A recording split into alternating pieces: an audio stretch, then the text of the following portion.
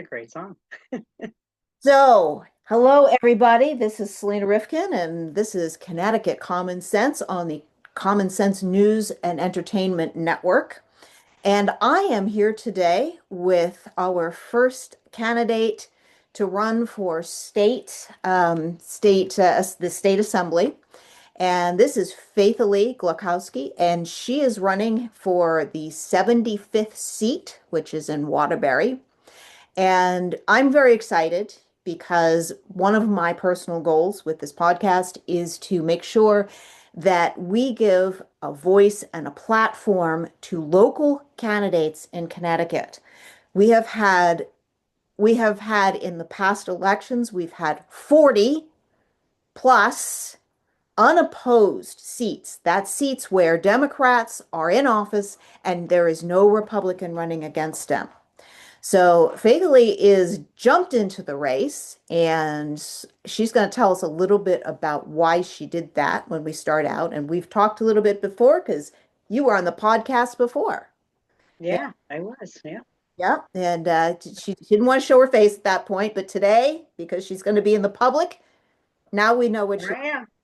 Why don't you tell us a little bit about how you got into this and why you think it's worth your irreplaceable time and potentially money to be involved in politics, which is a dirty, nasty, ugly business. Yeah, well, it's because I'm seeing what families are going through every day and the rising costs and safety concerns. Small businesses are struggling. Parents are feeling like they're losing their voice and their rights with their children. And I just feel like, they're just taking a grab a hole and taking advantage of us. So tell us, give us a little review of what happened to you like last year and what kind of started to motivate you. It started with my business, and some of the policies that are being put into place with the minimum wage and the state reimbursement for, paying for small companies to provide services to the elderly and the disabled. The policies are hurting us agencies that provide these cares because we want to pay our staff more than minimum wage. I understand they put the minimum wage requirements at 16.95 an hour. We would like to pay our staff even more because they're well worth the hourly rate increase. But when you're getting the state reimbursement aspect of them, there's no reimbursement. They're paying the reimbursement is way less than what I would be charging as a private care for me to be able to pay my staff with taxes, insurance, payroll, everything that runs a business. It's very costly. But the policies are hurting me and they're hurting the staff and and the quality of care and the How care is, that we need. when you say reimbursement, Mhm. how is that different from like the wage requirements? Because I'm not clear on that. So let's just say, companion services, through the state. Mhm. The programs that I take, they usually are like 2 hours up to 6 hours, 8 hours a week in care. Mhm. And for companion care, let's just say that they're paying 22.50 an hour. Now, mind you, the reimbursement rate just kicked in, so they just gave me a raise. So before that, they were only paying 21.25, Okay. and so the rate of 16.95 as being a minimum wage. By the time you pay taxes, insurance, and everything that you need to have that staff going out to that home, there's When you there's say no way reimbursement, do you mean what you're getting from insurance companies? Because you're through running this a care. through the payment through the state, through Uh, the programs oh, that the okay, okay, elderly and disabled are able to take through the state okay. programs. So the reimbursement that they're giving me, it's not the client. Right. Um, it's the reimbursement rate from the state of Connecticut for the Oh, care that they're providing through the programs. okay. Got it. So they demand us to pay a high rate, but they don't reimburse us enough to pay that rate. Got it. Okay. Yes. Stuff is Sorry. no, no, it's fine because this you're used to thinking about this. And Yes, the language. the average person is like me is like Reimbursement? How is that? I don't understand. And I have, Sorry. I'm managing my mother's care, and she does not get reimbursed through the state. She has long-term care insurance. So it's like, wait a minute, that's an insurance term. Yep. Sorry. No, Yes. it's fine. You're used to dealing. Yeah. And this stuff is ridiculously complicated, and people don't necessarily understand what policies are being put in place because of this complicated language. Right. Right. You're right. So, so you're not getting enough money back to cover what they're demanding you pay your employees, which means Correct. that you can't give them a raise if you wanted to. Correct.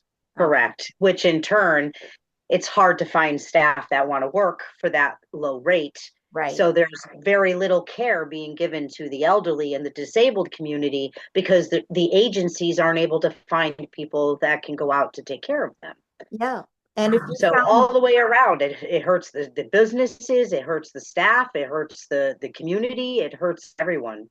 yeah, yeah. So, Yeah, people but have this ridiculous idea that, it's like, oh, you just pay people more. Like money's like this magical thing that just sort of happens. right. It's got to come from somewhere. Typically, it's coming from the taxpayers. If you're getting reimbursed by the state, then it's our tax money. And as a Correct. taxpayer, I certainly don't mind if my money is going to care that is actually needed. But then Really? yeah, but then there's the I really don't want to pay for the illegal immigrants thing. So Right. yeah. So Right. Yeah, paying for things that, tax dollars that we don't know where it's going. There's no accountability for our tax dollars. I yeah. was just speaking at the Board of Aldermen asking, for accountability. If our homes and our lives that we have to be accountable to the IRS about our money coming in and our money going out, I feel that's what we should have for our tax dollars too. I of course I don't mind paying taxes to help with the elderly care, but some of the programs, it's not Medicare or Medicaid where they're getting it free. These are Mhm. all small supplemental programs that they have to pay money into. So Right, on top of that, they still have to pay into that. right. So it's not fair for this community at all. So let's since we're talking sort of, medical here, how do you feel about all of these vaccine mandates that have just been rained down upon us? Complete overreach. The religious exemption being taken out, the medical exemption. I heard, I think I heard today that they were going to table or not do the part where it mentions the for the autoimmune issues, or they were putting it into play too, where Hmm. the religious exemptions and the medical exemptions are not allowed either, which I don't understand. That's between the parents, the person, and their doctor. If their doctor says that they can't have the vaccine, then who is the state to say that they should? They Yeah, have to. that's certainly no better than having insurance companies decide whether or not you can actually get care. Yeah, that is drives me crazy too. It's the medical professionals that say it, Yeah, and or you. it should be the patient and in consultation with their doctor if that's what they want, you know. Right. And yeah, well, we've got a whole conversation about that. We can have a whole another conversation on that too. Can't the There's state so many branches of things, that Oh yeah, yeah. There is a lot of work to be done in Hartford. Um, yes. so Well, the what is oh yeah. Yeah, so that vaccine thing that they're jamming down our throats at this point, which if anyone doesn't know, I think it's HB 04. HB 5044 and Thank, SB 450, yeah, 540, 450. thank you. Yes. Thank you. Yes. Yeah, so that's the what that does is that opens the door for them to insist that if they're doing it with children, and the idea is all children, whether or not you're being schooled at home, it stops being a Yes. requirement for being in school and just goes to being a requirement. And once they open that door, then it means that they can just require it for adults too. Well, I So think that's part of it. They're trying to put it in as the adults as well. Yeah. right?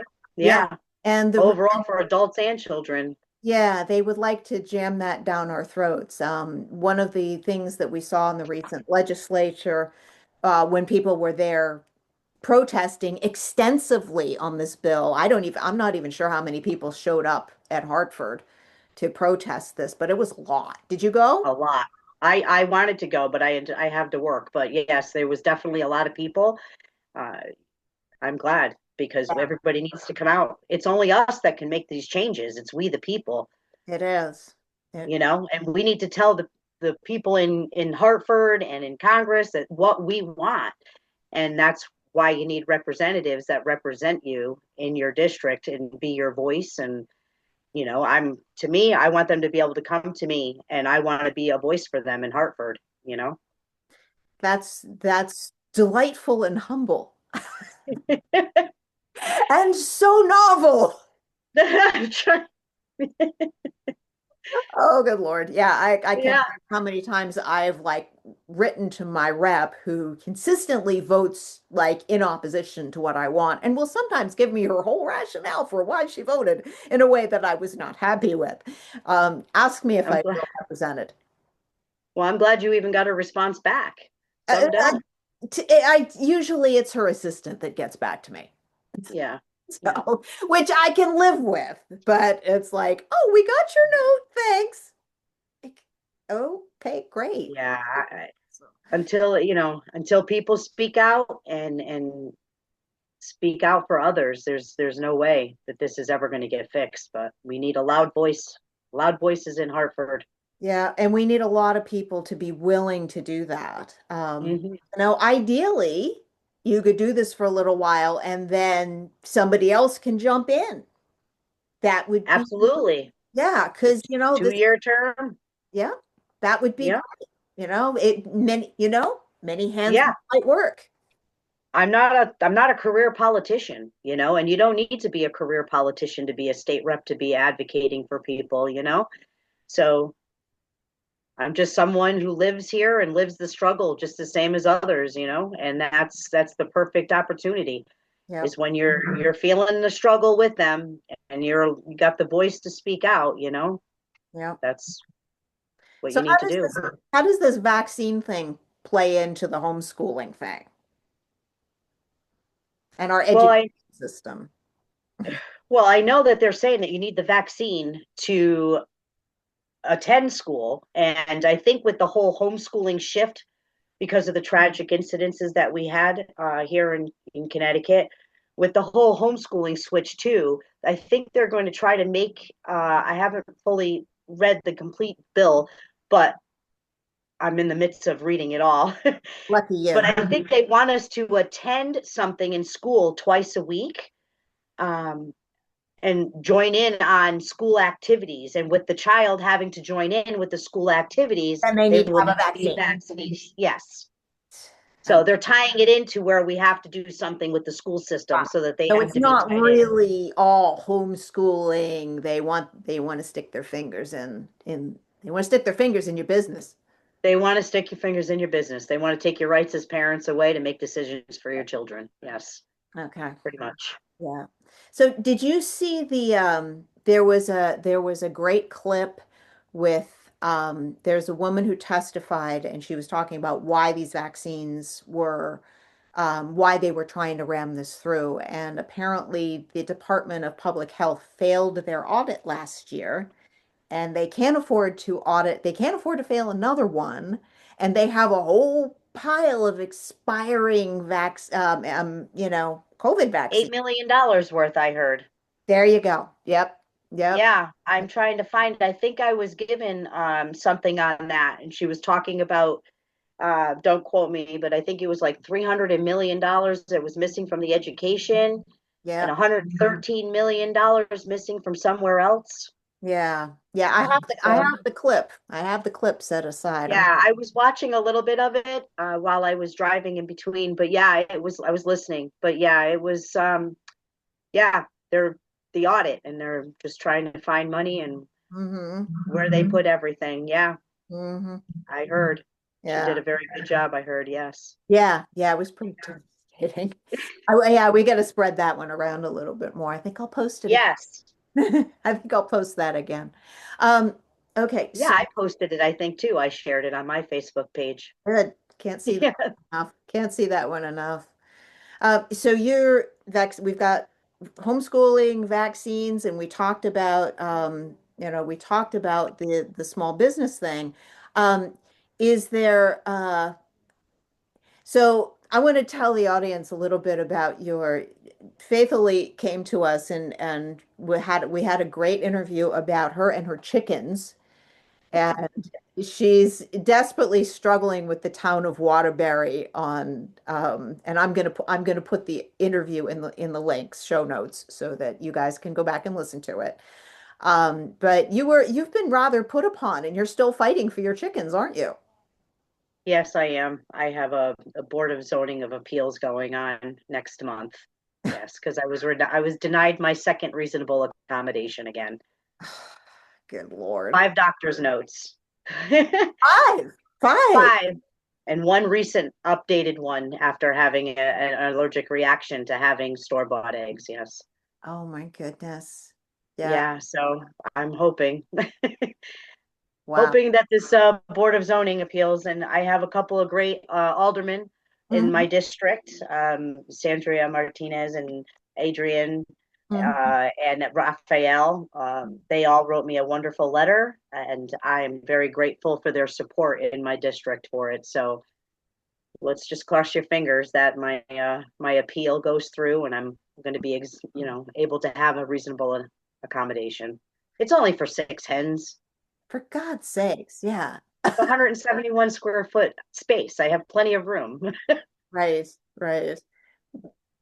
So if you were on the legislature, have you given any thought to um where I know there's gonna be a learning curve when you get in there on how to deal with everything. Uh Hmm. are you studying Robert's Rules of Order? I'm I have them printed. It's a lot. Yes. Yes, yes, and I've been learning the bylaws for my town committee, and I've been reading a lot of stuff. Yes, it's been a definite overload. Yeah, yeah, absolutely. Yeah, Yeah. so I do, but it's a learning curve, and it's going to be fun learning, and I look forward to doing it. It's a good challenge. Cool. Cool. Yeah. So how would you do you think you'll be good at negotiating? Because, the thing about politics is that there's a lot of horse trading that goes on. So how are you going to cope with that? Really just kind of study the bill, do my Hmm. research, and talk to the community, get Hmm. their voices and their opinions on it, Hmm. and then just to do my best and speak my mind as I do. Yeah, But definitely, I would definitely need to be doing my research and getting the input of the community, and I will definitely be reaching out and asking for people's opinions on things, before I go and make decisions. Absolutely. cool. Aren't And there? yes, I think I can do a good job at debating on whether something is good to be passed or not. But at least if I can get a good sense of common sense out there, as I posted the other day, if you sneeze common sense, it'll spread like a virus. Like it. I like it. And Yeah. worst comes to worst, you just digging in your heels and saying, no, that's not trivial either. If I can get half the people to hear what I have to say and what about the subject and get another opinion, another outlook on something, then so be it. Then I've done my job. Cool. So just another spin on it. You can hear somebody else's angle on it, but when you hear something different and it's not fully against them, but it also, you try to just bring some common sense to it. I don't know how else to explain it. Just research it, get the opinion of the people and Mm. what their feelings are on it, and just go full bore and explaining it that what the people want and how Mm. they feel. That's So here's an interesting question for you that just so you know, Faith is completely unprepared for this question. And I'm not saying you have to have an answer right now. It may be something for you to think about. We Yep. have we have a lot of problems with our elections in the state of Connecticut. And we've talked about this a lot on the podcast and how many there were in the last 2024 election, there were 243,700 more votes declared by the Secretary of State than are actually on the voter record. And recently, the Supreme Court has said that candidates have standing to protest, to argue with the outcome, which they did not apparently have standing to do that before this was clarified, which is frankly mindless. So, were you to lose your election, would you contest? I would definitely ask for the what is it, the CVR, the cast ballot record, Mm-hmm. to Okay. get the accurate count. Okay. Good. Yes. All right. I would love to show them to show me that they won.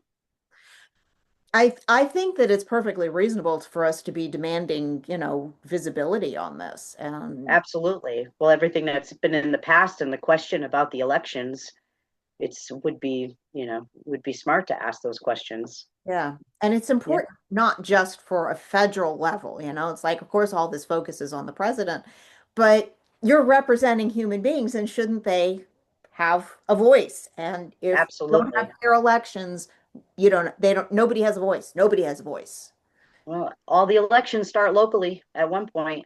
They come from the local areas. So whether it's, local elections all the way up to the highest one, they all start in our local areas and how they're ran, the machines, Mm-hmm. paper ballots, Every, IDs, mm-hmm. Yep. you know, making sure that we have the right people going to the polls, Mm-hmm. not using pencils, using pens. Yep. Yep. All of that matters. All of Right. it matters. It's interesting. You know, I'm not always testy on X, but some days I have my moments and decide I'm going to Sure. argue with somebody. And I've had a number, and it's amazing how many people in Connecticut think that ID is actually required in this state. And it is not. I have worked No. with polls, and that was a very specific instruction. Yet, no, ID is not required in Connecticut. You may be asked for ID. That does not mean that we are required to ask.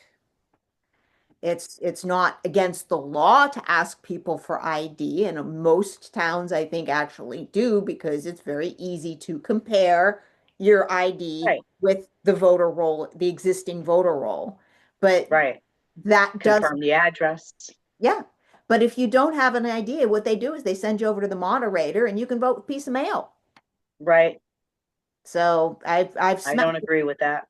No, no, I don't think that's No. appropriate either. That's No. not okay. But Connecticut is demanding ID to bring back your bottled waters. Yes, it is.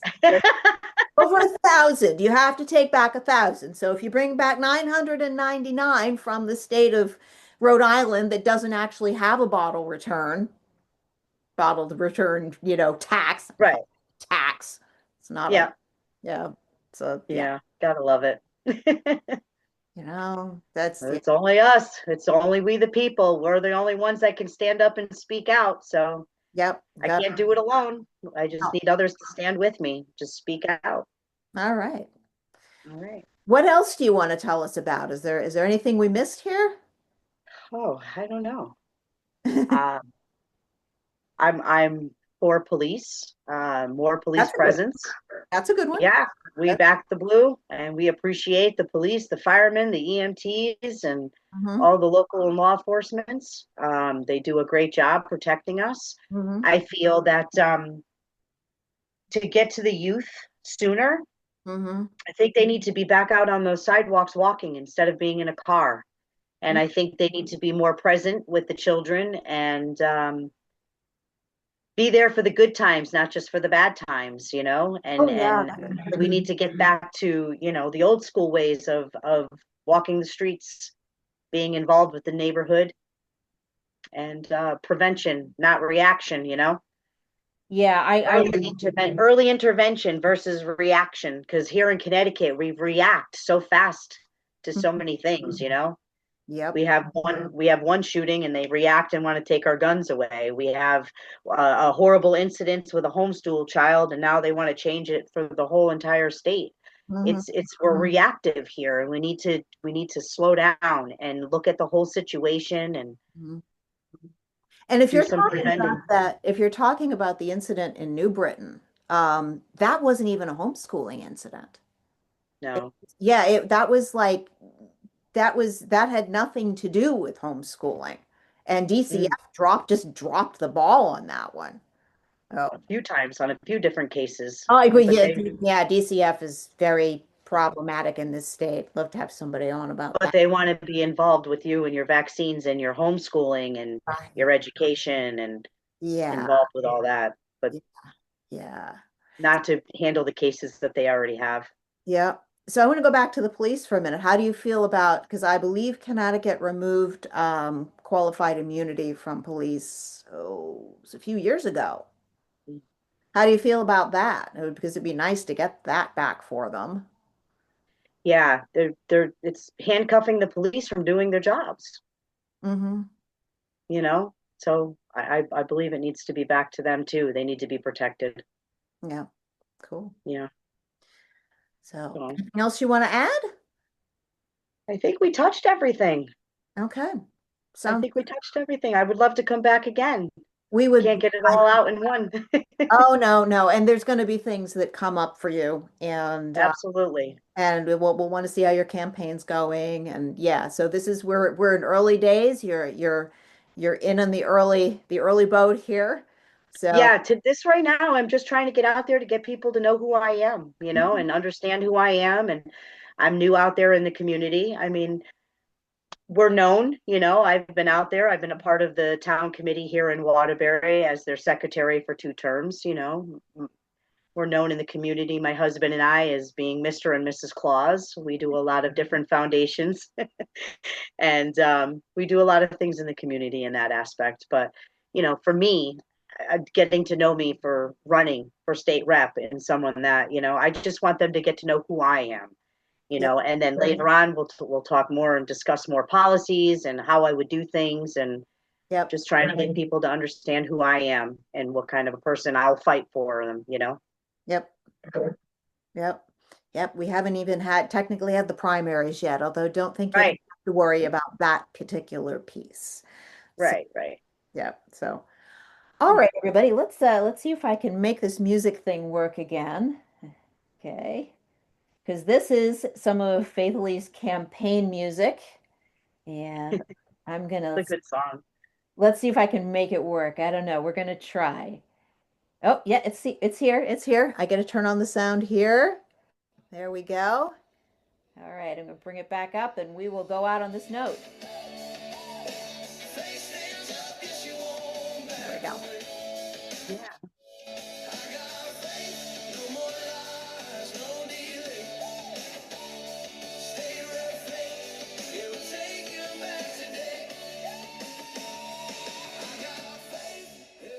So this is Selena Rifkin for Connecticut Common Sense on the Common Sense News and Entertainment Network with Faithalee Goclowski, and I hope you guys have a great week.